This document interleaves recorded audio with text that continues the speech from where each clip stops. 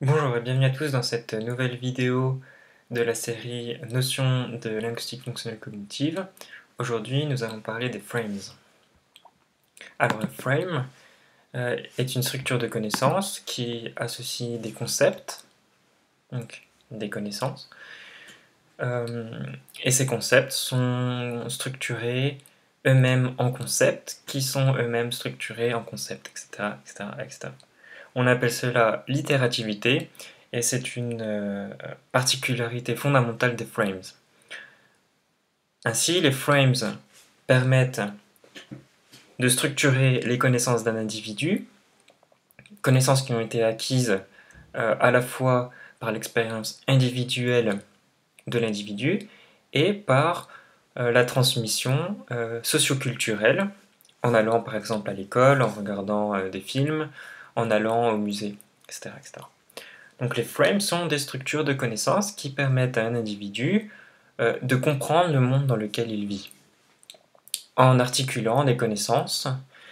Euh, et donc, ce qui est important, c'est les connaissances en tant que connaissances et les moyens d'articulation des connaissances. C'est-à-dire que les relations entre les connaissances sont signifiantes et permettent également à l'individu de comprendre le monde dans lequel il vit. Donc ces liens de relation peuvent être métaphoriques, ça peut être des liens de causalité, des liens de spécificité. Par exemple, quand je dis je prends le train pour rentrer à la maison, le train est un moyen de transport qui est spécifié. Donc on sait ce qu'est un train parce qu'on sait ce qu'est un moyen de transport. Et donc, si l'on reprend l'évolution de la notion de frame à travers les années, à partir de la grammaire des cas de Chuck Fillmore jusqu'à l'approche épistémologique de Dietrich Pusey, on arrive à une notion de linguistique cognitive qui repose sur une analyse prédicative, ensuite une analyse conceptuelle, pour nous permettre d'effectuer une analyse discursive, socioculturelle, à un moment et à un temps donné. Le tout n'est possible que par l'analyse sur corpus de données authentiques.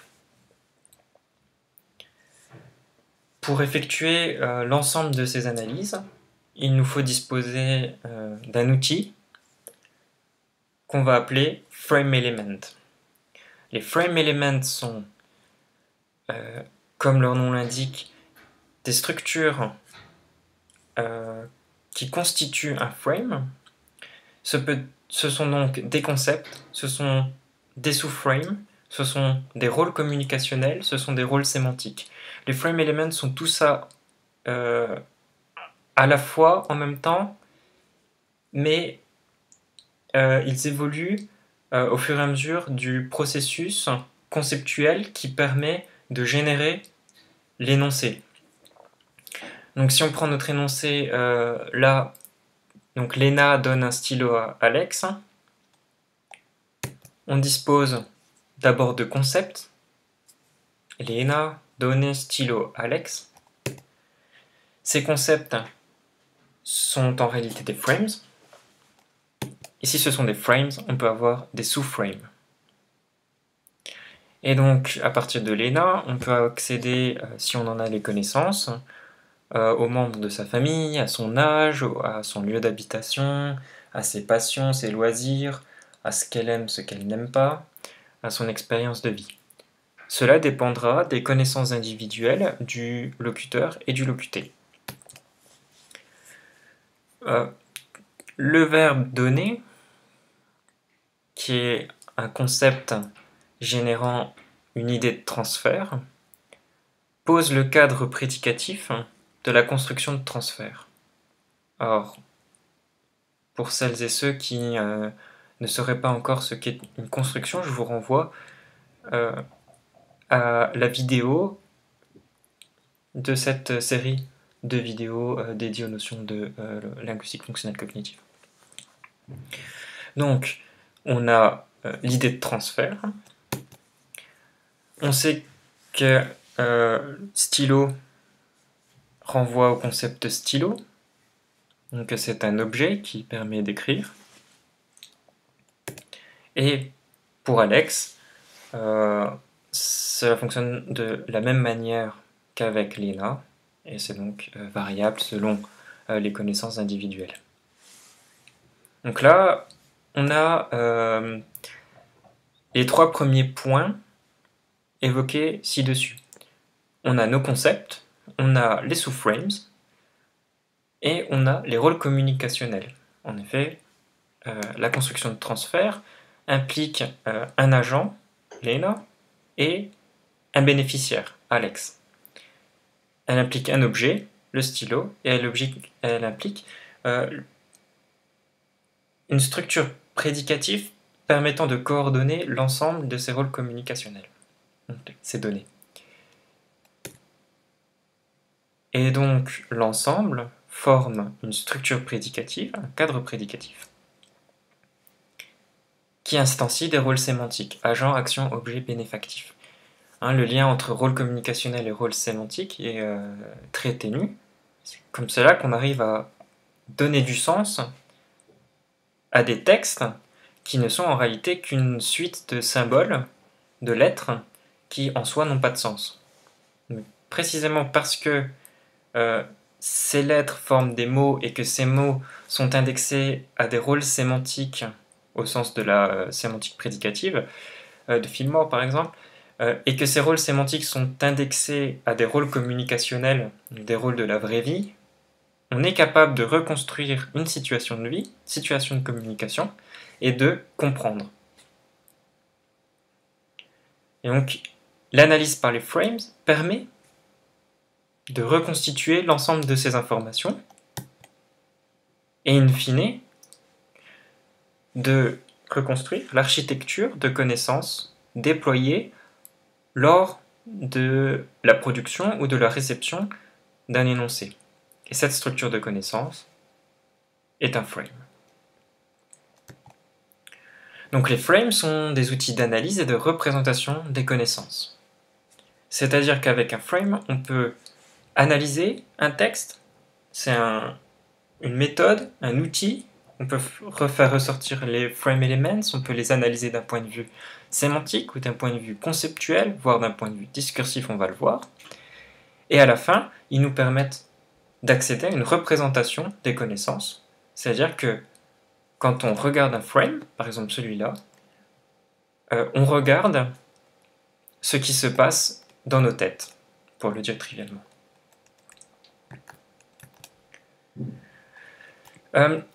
Ce qu'a fait Alexander Thiem en 2008 dans sa thèse a été de travailler très spécifiquement la notion de valeur de remplissage, en anglais slots, et il a identifié des valeurs de remplissage, donc en réalité ce sont des frame elements qu'on va injecter dans le texte. Il a identifié ceux qui sont obligatoires, core frame elements, c'est-à-dire les frame elements sans lesquels on ne pourrait pas comprendre un énoncé, et les non-core frame elements, c'est-à-dire les frame elements qui sont facultatifs. Parfois on en a besoin, parfois on n'en a pas besoin. Prenons un exemple. On peut dire Nina part à 8 heures, en fonction du contexte, en fonction de la situation de communication et des individus impliqués dans l'interaction, on comprend. Ça crée du sens, et ça crée suffisamment de sens pour que ce soit compréhensible. Parfois, ce ne sera pas suffisant. Parfois, on aura besoin de savoir comment Nina part, en gros. Alors, on pourra avoir l'information supplémentaire du moyen de locomotion. Nina prend le bus à 8 heures. Et ce sera suffisant. Parce que peut-être que Nina prend parfois le bus et parfois prend la voiture. Et si on dit cela et qu'on sait que Nina, par exemple, 16 ans, et qu'on sait que les cours dans la culture occidentale, les cours à l'école commencent à 8 heures, bon là elle serait un petit peu en retard, mais on peut imaginer que Nina va à l'école. Si on ne dispose pas de ces connaissances, ou si Nina part et qu'on est samedi ou dimanche, on va avoir besoin éventuellement d'une information supplémentaire. Pourquoi elle prend le bus? Pourquoi elle part? Et là, on a besoin d'autres éléments d'information. Donc ça veut bien dire qu'il existe des situations où certaines connaissances sont requises et d'autres non. Si on explicite tout cela, on peut prendre un énoncé maximal. Par exemple, Nina prend le bus à 7h30 pour aller à l'école. Et donc on peut essayer d'analyser très finement l'ensemble des connaissances. Donc on sait que Nina est une individu qui fait référence... Non. Donc le prénom fait référence à un individu. Et donc, comme tout individu, elle a une identité, un visage, un âge, un lieu de résidence, ce qu'elle aime, ce qu'elle n'aime pas, etc.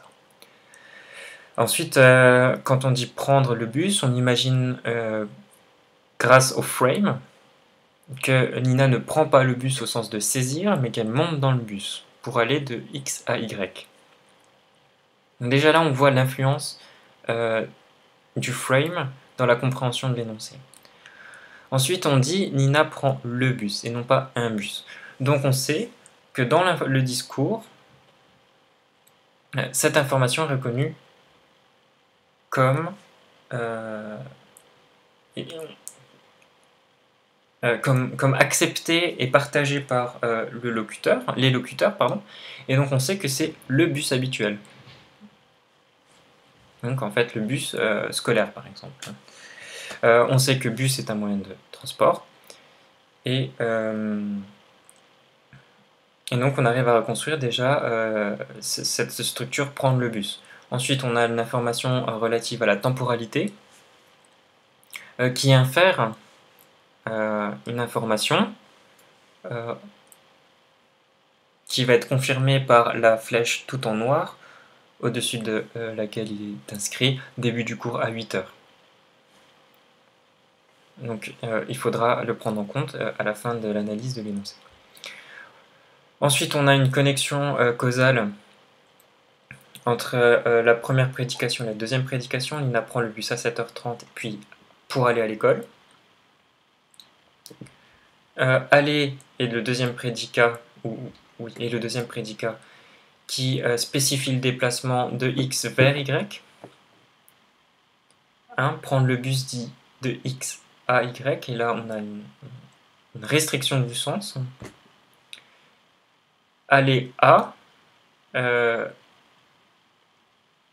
on attend le complément circonstanciel de lieu à l'école, donc l'information de déplacement est encore spécifiée. On va de X vers l'école. Et là encore, dans le discours, l'information relative à l'école est reconnue comme étant partagée et acceptée. On sait que cette école est son école. Et là où ça devient tout à fait intéressant, c'est que l'école, qui est un terme générique, prend dans cet énoncé une polarité particulière, puisque à 16 ans, on imagine que Nina va au lycée. Si Nina avait 6 ans, on dirait qu'elle va à l'école primaire. Donc on voit bien là tout l'intérêt de disposer de connaissances extérieures à l'énoncé. On n'a pas besoin de dire que Nina va au lycée, on peut dire qu'elle va à l'école.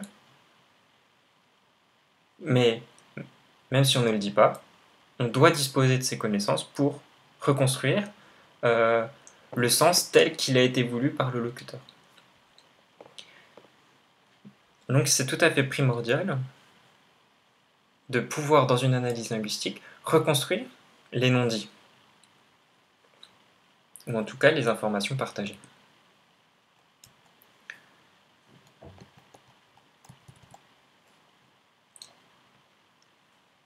Donc on peut, en première instance, dire qu'un frame est un réseau de concepts prototypiques, et que ces concepts prototypiques sont eux-mêmes des réseaux de concepts prototypiques. Itérativité des frames. Un concept est une structure organisée de connaissances, on l'a vu. En production, les structures de connaissances donnent du sens à la structure linguistique, c'est-à-dire que la façon dont on manipule les concepts et la façon dont on va générer l'architecture énonciative va donner du sens. Et en réception, il va falloir procéder à l'analyse, entre guillemets, comme on l'a fait dans la diapo précédente, donc l'analyse linguistique. Et cette analyse linguistique instantanée active les différents concepts, reconstruit les relations entre les concepts, et ce processus permet de donner du sens à la phrase. Donc on voit bien que ce qui pour nous paraît instantané et simple, comprendre une phrase, est en réalité un processus cognitif excessivement complexe. Donc un frame est une structure conceptuelle qui permet de reconstruire au niveau cognitif et au niveau conceptuel une situation de vie, une situation de communication, au moyen de connaissances acquises par l'expérience d'un individu au sein d'une communauté d'individus, à un moment et à un temps donné. Donc on reprend notre exemple. Nina prend le bus à 7h30 pour aller à l'école, et on va affiner l'analyse pour faire ressortir le lien relationnel entre les différents composants de l'énoncé. On a un agent, un prédicat, un instrument, une information temporelle, la deuxième partie de l'ensemble prédicatif et la destination. En faisant cette analyse, on accède à des rôles prototypiques, donc nos fameux rôles sémantiques et communicationnels. Et c'est cela qui nous permet de comprendre l'ensemble de l'énoncé, parce que il est impossible à un individu d'apprendre et de retenir en mémoire tous les énoncés qu'il entend, qu'il produit au cours de sa vie. Et quand bien même ce serait possible de tout retenir, le délai de traitement nécessaire à à l'identification de l'énoncé, et ensuite à la manipulation de l'énoncé pour le produire ou le réceptionner et le comprendre, serait tellement long que la communication serait impossible. Donc en généralisant des éléments énonciatifs en structure sémantique, on peut retenir des structures généralisées, catégorisées, et ensuite les appliquer énoncé par énoncé. Or pour ce faire, il est nécessaire d'indexer ces éléments sémantiques et communicationnels à des concepts. Et inversement, il faut que les concepts soient polarisés pour qu'on puisse les utiliser. Ce sont en fait des modes d'emploi. On sait que l'école peut être une destination, peut être aussi un point de départ, peut être un point de localisation. Quand on dit j'ai cours au lycée de 8h à 18h, on est au lycée sur un temps long. Donc, les rôles sémantiques et les concepts sont nécessaires pour une analyse globale d'un énoncé. Quand je dis analyse, j'entends l'analyse du chercheur, mais aussi l'analyse de tous les individus qui sont soumis à la compréhension, à la production, à la réception d'énoncés. On n'en est pas conscient, mais comprendre un texte, c'est analyser un texte. Et en réalité, lorsque l'on analyse un texte, on fait appel au discours. Donc le discours est une structure conceptuelle multidimensionnelle, multimodale également, partagée par les individus d'une communauté. C'est pour cela que les connaissances d'un individu et les connaissances d'un autre individu peuvent s'articuler et qu'il est possible que l'on se comprenne. Et donc en disant cela, on infère en fait que l'analyse de discours, c'est une analyse de concept qui est une analyse de connaissance. Donc l'analyse de discours sémantique, a fortiori par la sémantique des frames, est le summum de l'analyse de discours, puisqu'elle nous permet d'accéder aux connaissances. Évidemment, si l'on prend la perspective foucaldienne de l'archéologie du savoir. Donc la sémantique des frames comme sémantique de la compréhension dans une optique discursive, approchée par une analyse textuelle, et l'analyse de discours par excellence. Et pourquoi ?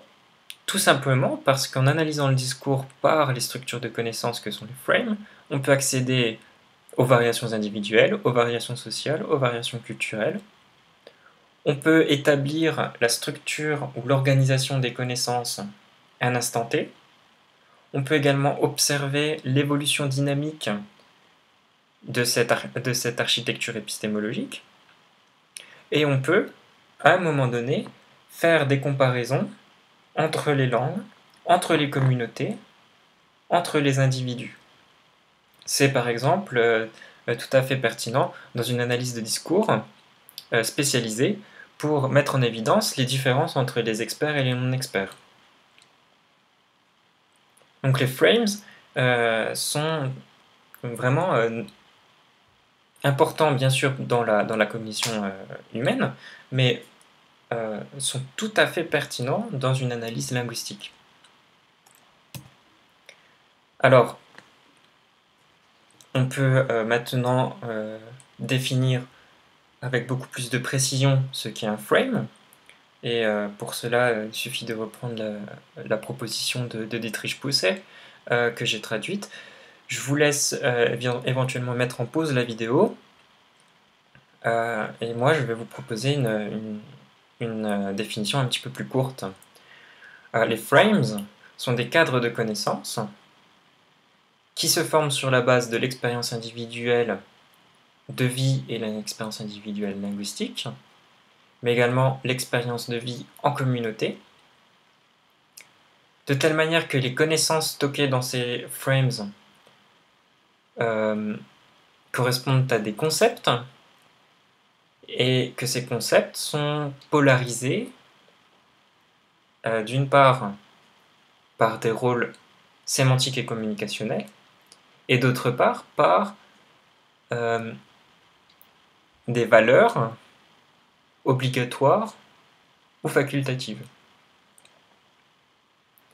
Donc les frames sont particulièrement pertinents pour représenter la structure conceptuelle d'un individu et d'une société, et pour modéliser l'ensemble du processus de compréhension de l'information, que ce soit en production comme en réception. Et il nous faut encore ajouter que les frames ne sont absolument pas des systèmes fermés, ils sont extensibles, dynamiques, poreux, et ils peuvent apparaître et disparaître au gré de l'utilisation des connaissances ou non d'un individu. Donc analyser les frames, c'est analyser les connaissances, et l'analyse des connaissances, l'analyse du savoir des individus, est depuis tout temps une des missions des hommes et des femmes. Un petit exemple pour conclure. Voici une analyse menée par moi-même sur les discours ou sur le discours climato-réaliste de l'allemande Naomi Seibt, que vous pouvez retrouver sur mon site internet. L'analyse du corpus de ces interventions publiées sur YouTube en allemand et en anglais m'a permis de reconstruire cette molécule discursive. Donc c'est le réseau de frames et de sous-frames activé par Naomi Seibt qu'elle prend la parole et qu'elle s'exprime sur l'un ou l'autre de ses sujets de prédilection. Et donc, elle fait régulièrement référence aux politiques, au féminisme, au climat, en particulier le climat, à l'immigration et au mouvement LGBT+. Et relie sans cesse ces différentes thématiques.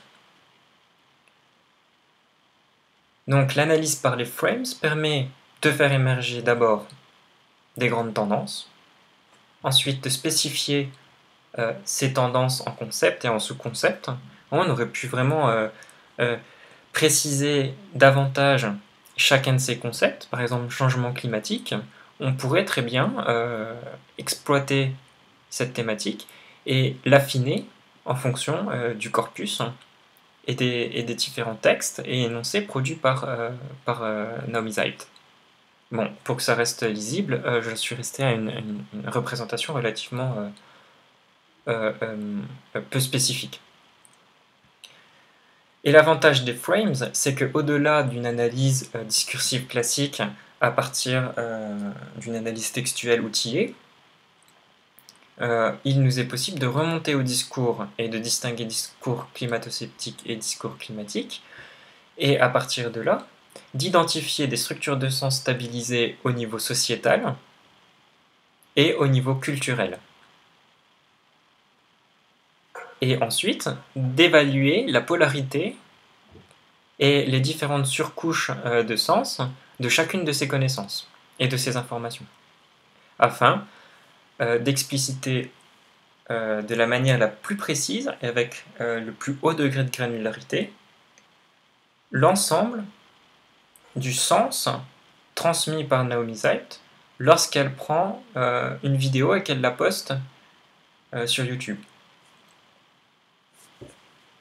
Donc voilà pour un petit exemple de l'emploi des frames pour une analyse linguistique banale. On pourrait le faire pour ces discours-là, on peut le faire pour n'importe quel type de discours, ça fonctionnera de la même manière. Ce qui évoluera, c'est le focus que l'on souhaitera sélectionner. Est-ce que ce sera plutôt climatique? Est-ce que ce sera plutôt politique? Bon, voilà. On peut faire tout un tas de choses avec les frames, et on n'en est qu'au début. Donc c'est vraiment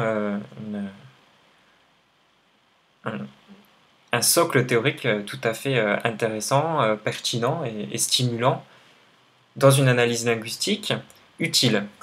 C'est vrai qu'il ne s'agit pas d'analyser la langue pour analyser la langue, il s'agit d'analyser la langue pour mettre en évidence des connaissances et ensuite les implémenter dans des analyses socioculturelles plus larges. On peut les implémenter dans des systèmes, par exemple, automatiques de production de texte, de traduction. On peut les exploiter en réseau de neurones, en ce qu'on appelle trivialement l'intelligence artificielle, et on peut les exploiter pour améliorer les dispositifs d'enseignement. J'ai proposé dans une autre vidéo que vous retrouverez sur ma chaîne YouTube une méthode reposant sur les frames pour développer des mind maps et ainsi faciliter l'acquisition des connaissances pour des lycéens autrichiens qui apprennent le français et qui passent le bac sur ces thématiques-là. Voilà, nous sommes arrivés au terme de cette vidéo. Si vous avez encore des questions ou des remarques ou des commentaires, n'hésitez pas à les laisser juste en dessous de cette vidéo. Le PowerPoint est comme d'habitude disponible sur Academia et ResearchGate.